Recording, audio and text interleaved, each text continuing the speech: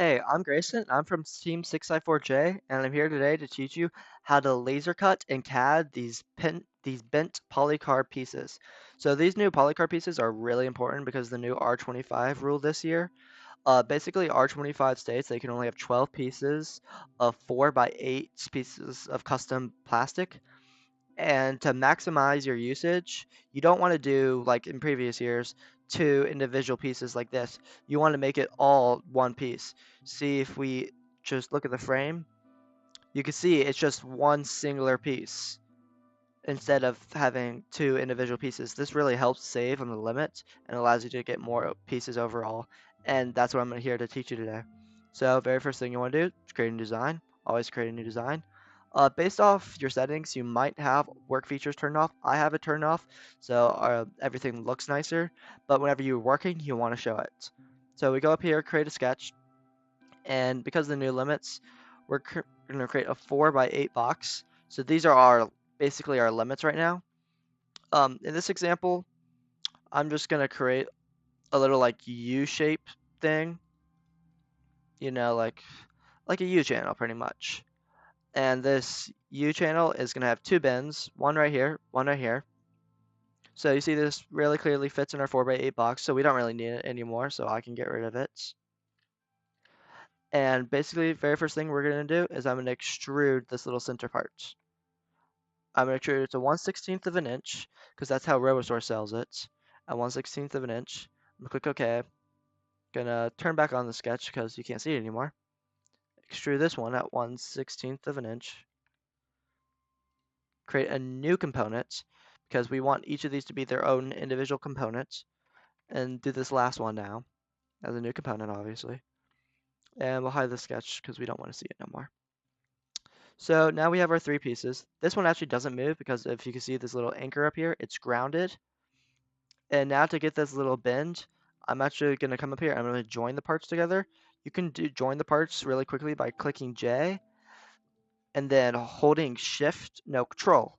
Yeah, Control while you're on a special face of the part. That basically tells Fusion that you're still selecting that part.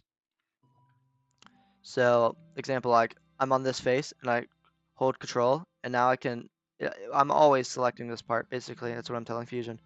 And I'm gonna come up here. I'm gonna grab that. Okay. And see, now we have our little bent piece. So this is really useful in Fusion. In real life, it'll obviously not be perfectly 90 because that's just impossible to do. But I overall like this in Fusion because it's the most square and basically shows like the most ideal position. So there's many other ways to do this. For example, you go to sheet metal and stuff, but as it's called sheet metal for a reason because it's metal and it actually changes a bunch of the properties of it. It changes like the thickness and then it has like the radius of the bend and stuff.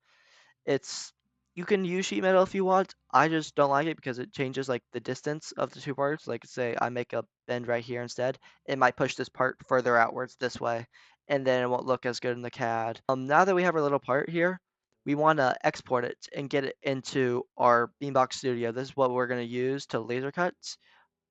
So to do that, we need the sketch. The sketch is the only part we actually need. This is just for your Fusion file and your robot and all that stuff. So to get to our sketch, we're going to go up here, double click that because it's quick. And so a thing that Beambox Studio does, and I'm pretty sure most laser cutters do it, is that every single line is where it's going to cut. Let's say, example, you have two overlapping lines like this. So I have one line, and I put another line on top of it. Now this will come through there, and it'll come through there again. And that will double do it. And that's not good, and we don't want that. So basically, using that logic, you can see we have 1, 2, 3 boxes. Using that logic, it's going to make 3 boxes, but we only wanted one single part because that was the whole point of it. We only used these lines for extruding the certain parts and getting that bend in there. So now we can actually delete that. And now we have our one little thing. Now this will screw everything up, as you can see, very screwed up, bunch of warnings and stuff. But it doesn't really matter because we'll just download it and we'll reverse it real quick. So we'll go up here and click download, export as DFX file, inches, all of the settings is good. You can change it if you want. I don't think it does much. And then you name it to whatever, and you can just download it to your computer. So now you have it downloaded. Now we're going to go over to Beambox Studios to show you how you do that. So first, you need to download the file onto this computer somehow. You can't actually use Fusion. It just doesn't work for some reason on this computer.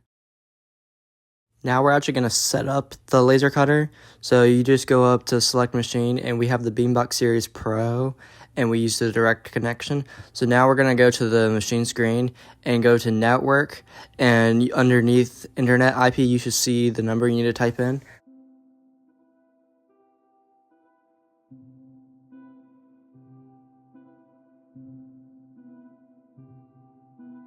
Now that we're connected to the machine, the very first thing we need to do is to go to camera mode. So basically what we're doing here is we're taking pictures of where we're cutting. So first we need to have a general idea of where we're cutting, because we have no idea where the laser is actually orientated. So this is just a basic thing, and we keep on getting more and more accurate right now. So I want to cut in this little area, so that's my main goal. So it took me 3 tries to find the right spot. Now I'm ready to upload my file. Just go ahead and click OK. That will change the sizing, and we don't not want that. Now we orientate our part in a way to try to minimize the amount of plastic used. As you can see, I zoom in right here to try and get as close. We need to leave at least a 1/16 of an inch because we want to give a little bit of tolerance of the thickness of the laser. Now that we're done setting up the part, we need to choose the right settings. These are the preset values that we found out through some testing. And if you lower these values, you can also get it to engrave. So now shown here is the exact thing that the printer is going to print out. So make sure there's no weird spots where it's cutting where you do not want it to. And if the process is all smooth, it should just look like this.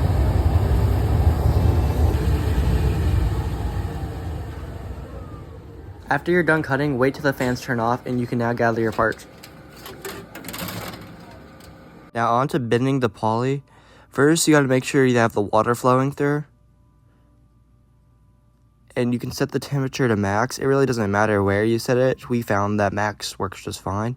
Once it's fully heated up, set your poly on there and wait for about 30 seconds.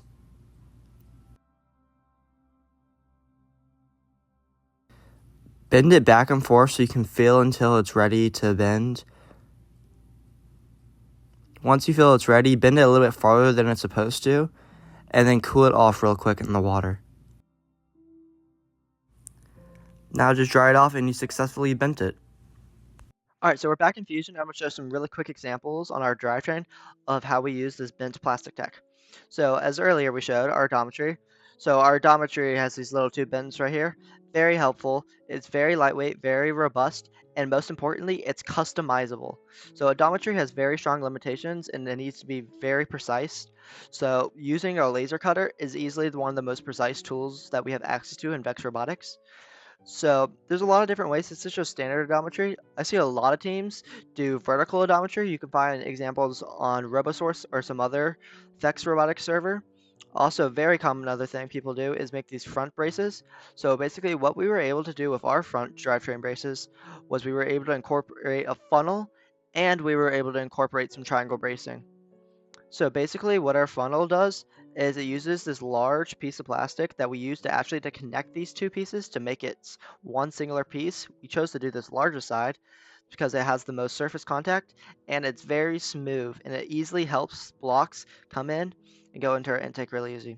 Also, we are very close in size, but we just barely have this tiny little triangle bracing right here to help support this bar that holds on our odom. So yeah, this is how we make these custom polycard pieces. I hope you enjoyed. If you have any questions, leave them in the comments, and I'll see you next time.